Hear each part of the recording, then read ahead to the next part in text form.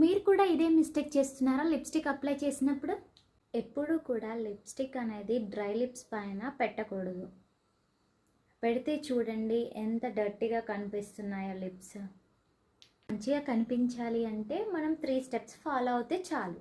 Step 1 exfoliate. మనం wet క్లాత్తో కానీ లేదా షుగర్ స్క్రబ్తో మన లిప్స్ పైన ఉన్న డెడ్ స్కిన్ పోయేలాగా క్లీన్ చేసుకోవాలి.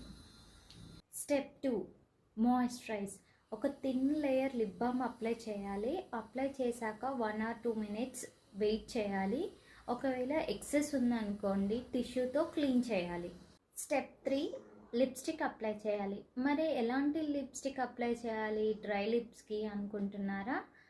ఎప్పుడైనా మనం క్రీమీ కానీ సాటిన్ లిప్స్టిక్ కానీ యూజ్ చేసామనుకోండి అవి చాలా బాగా సెట్ అవుతాయి డ్రై లిప్స్కి.